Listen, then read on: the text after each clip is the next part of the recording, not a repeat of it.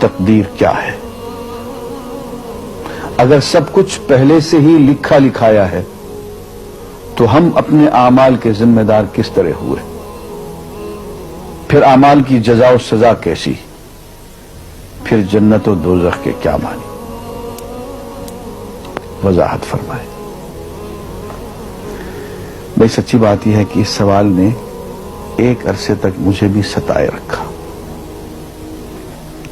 اور میں سوچتا رہا کہ اگر واقعی اللہ تعالیٰ نے پہلے سے ہی سب کچھ لکھ دیا ہے کہ میں اتنے بج کر اتنے منٹ میں بیٹھ کے یہاں پہ ایک لیکچر دوں گا، یہ تقریر کروں گا، اتنے بج کر اتنے منٹ میں نماز پڑھوں گا، اتنے بج کے اتنے منٹ میں فلاں کو گالی دوں گا، فلاں کو تھپڑ ماروں گا، یہ پہلے سے ایک میرا شیڈول مرتب ہے اللہ کے ہاں، لکھا لکھایا پروگرام چھپا چھپایا موجود ہے، میرے کیا قصور؟ تو لکھنے والے کا قصور ہے۔ بات تو خطرناک ہے نا، بات تو خطرناک ہے نا۔ تقدیر کیا ہے؟ عربی میں اس کے لیے ایک لفظ لکھا جاتا ہے دینی کتابوں میں، علم اللہ السابق، اللہ کا علم جو پہلے سے اسے حاصل ہے۔ اللہ کو معلوم ہے کہ آج میں اتنے بج کر اتنے منٹ پہ اپنی مرضی سے، اپنے ارادے سے، اپنی آزادی فکر اور آزادی عمل پہ، عمل سے کام لیتے ہوئے یہ کام کروں گا۔ اب بھائی کام تو میں اپنی مرضی سے کر رہا ہوں، اپنی آزادی سے، اپنے ارادے سے کر رہا ہوں، لیکن اتنی سی بات تو مانو کہ اللہ تعالیٰ علام الغیوب ہے، علیم بذات الصدور ہے۔ مجھے اپنے بارے میں پتہ نہیں ہے کہ کل 10:10 پہ میں کیا کروں گا، اس کو پتا ہے۔ مجھے اپنے بارے میں پتہ نہیں ہے کہ میں 10 سال کے بعد کہاں ہوں گا، کیا کر رہا ہوں گا، فلاں بج کے فلاں منٹ، اس کو پتا ہے۔ اس کو میرے آزادانہ، خود مختارانہ، فری ول کے ساتھ کیے ہوئے اعمال کا پتہ ہے کہ میں اپنی مرضی سے، اپنے فری ول کے ساتھ، اپنے ارادے سے اتنے بج کر اتنے منٹ پہ کیا کروں گا۔ یہ اس نے اپنے ہاں لکھ رکھا ہے، اس لیے کہ اس کو پوری کائنات کا نظام چلانا ہے۔ اس کا علم جو ہے وہ صحیح ہے، لیکن اس کا علم میرے ارادے سے نہیں ٹکراتا ہے۔ یہ بات میں ایک مثال سے سمجھاؤں گا۔ میرے ساتھ ایک واقعہ پیش ہو گیا، اس دن مجھے تقدیر سمجھ میں آ گئی کہ ہوتی کیا ہے۔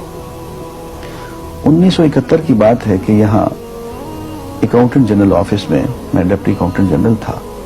اس زمانے میں ایک مشہور نجومی تھا شیخ صادق، یہاں قلعہ گزر سنگھ میں رہتا تھا۔ وہ پتہ نہیں بیچارہ زندہ ہے یا فوت ہو گیا۔ انہوں نے دروازہ کھولا، میرے کمرے میں آ گیا۔ کہاں صاحب ہم آپ کی خدمت کرنا چاہتے ہیں، ہم آپ کو مستقبل کے بارے میں کچھ بتانا چاہتے ہیں۔ میں نے کہا بھائی میرے پاس فضول باتوں کے لیے وقت نہیں ہے، میں علم نجوم وغیرہ کو اس قسم کے یہ فضول باتوں کو میں نہیں مانتا ہوں، مشغول آدمی ہوں، ان چکروں میں مجھے مت ڈالو۔ انہوں نے کہا سر مجھے صرف 1 منٹ تو آپ دے دیں۔ میں نے کہا ہاں 1 منٹ دیتا ہوں۔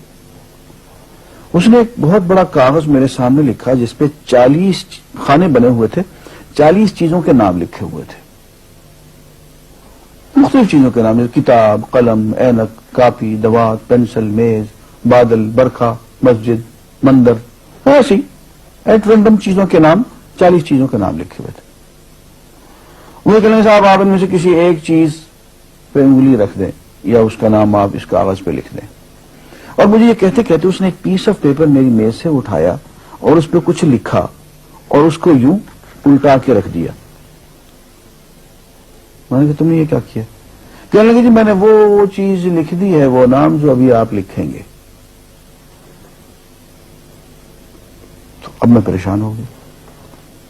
تماشا کی بات ہے نا کہ جو چیز میں سوچ سوچ کے اپنے ارادے سے، اپنی مرضی سے ابھی لکھوں گا، اس نے پہلے جو لکھ کے وہاں رکھ چھوڑ دیے میرے سامنے۔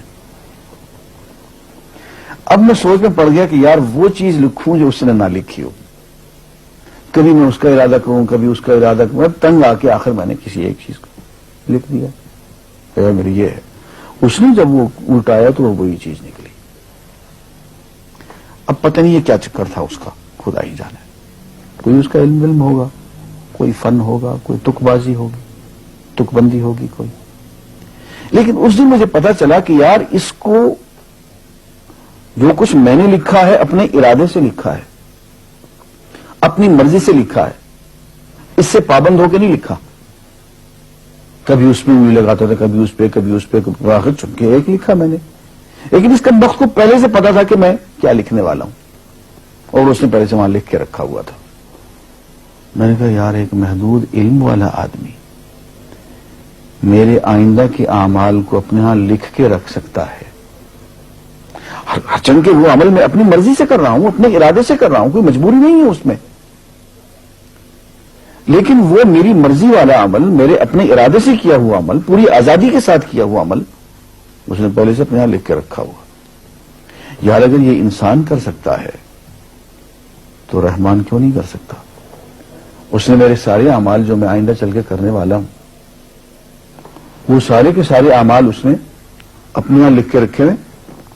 اس کو انتظام کرنا ہے، میرے رزق کا انتظام بھی کرنا ہے، آگے میری زندگی، میری موت، میری قبر میں اکوموڈیشن کا پتہ نہیں کہاں کا میرے اس نے انتظامات کرنے ہیں. تو میرے بارے میں اس نے سارا کا ڈیٹا کلیکٹ کر کے رکھا ہوا ہے اپنی انفارمیشن کے لیے کہ یہ اپنی مرضی سے کیا کیا کچھ کرے گا.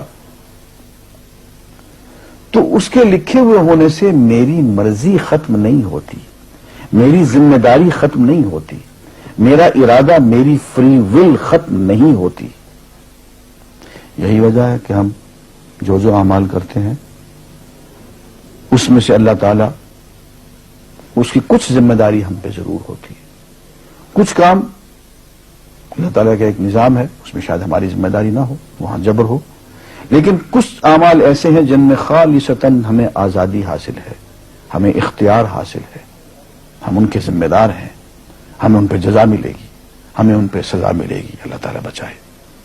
اور جزا ملے گی تو جنت ہوگی، سزا ملے گی تو دوزخ ہوگی. لیکن آزادی عمل اور ارادہ ضرور ہے. یہ الگ بات ہے کہ اللہ تعالیٰ کو پہلے سے ہی معلوم ہے کہ ہم اپنے ارادے سے اور اپنی آزادی اور اپنی مرضی سے ہم آج اور کل اور پرسوں اور سال بھر کے بعد اور 10-20 سال کے بعد ہم کیا کیا کریں گے اس کے ہاں لکھا ہوا ہے. وَعِندَهُ عِلْمُ الْكِتَابِ، اس کے ہاں سب کچھ لکھا ہوا ہے. لیکن ہم جو کرتے ہیں اپنے ارادے سے کرتے ہیں اور اس کے ذمہ دار ہیں. وآخر دعوانا الحمدللہ رب العالمین.